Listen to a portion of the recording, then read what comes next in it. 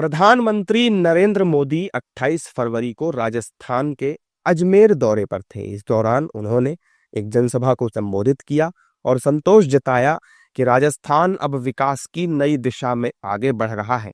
प्रधानमंत्री ने कहा कि जिन वादों के साथ बीजेपी सरकार ने जनता की सेवा शुरू की थी, उन्हें तेज गति से पूरा किया जा रहा है। के साथ भाजपा सरकार आपकी सेवा में आई थी, उन्हें तेजी के साथ पूरा कर रही है। और आज का दिन विकास के इसी अभियान को तेज करने का दिवस है। थोड़ी देर पहले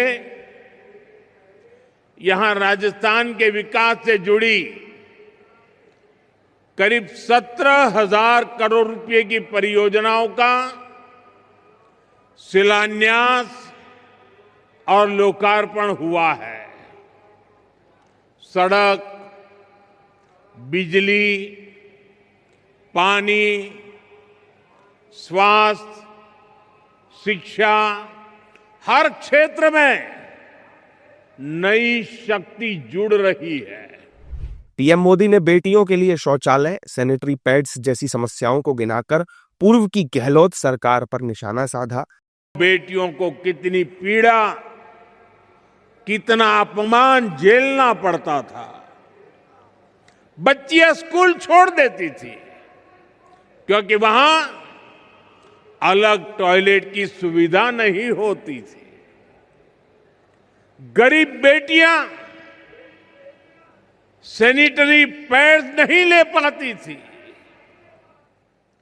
पहले जो सत्ता में रहे उनके लिए ये छोटी बातें थी, इसलिए इन समस्याओं की चर्चा तक नहीं होती थी।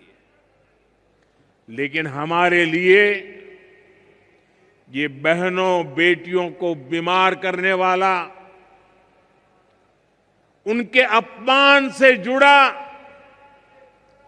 संवेदनशील मसला था। इसलिए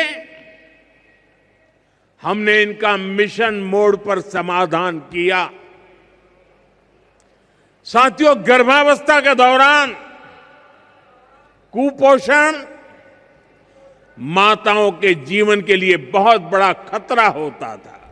इस दौरान पीएम मोदी ने दिल्ली के एआई इम्पैक्ट समिट का जिक्र करते हुए कांग्रेस पर जमकर हमला बोला। उन्होंने कहा कि कांग्रेस ने विदेशी मेहमानों के सामने देश को बेइज्जत करने का काम किया है। हताशा, निराशा में डूबी, लगातार पराजय के कारण थक चुकी कांग्रेस ने क्या किया, ये आपने देखा है। दुनिया भर के मेहमानों के सामने कांग्रेस ने देश को बदनाम करने की कोशिश की। इन्होंने विदेशी मेहमानों के सामने देश को बेइज्जत करने के लिए पूरा ड्रामा किया। पीएम मोदी ने कहा कि पहले आईएनसी मतलब इंडियन नेशनल कांग्रेस थी, लेकिन अब कांग्रेस एमएमसी बन गई है, यानी मुस्लिम लीग माओवादी हो गई है। आईएनसी यानी इंडियन नेशनल कांग्रेस थी, लेकिन अब आईएनसी नहीं बची है, इंडियन नेशनल कांग्रेस नहीं बची है। आज वो आईएनसी के बजाय एमएमसी बन गई है। एमएमसी यानी मुस्लिम लीगी माओवादी कांग्रेस हो चुकी है।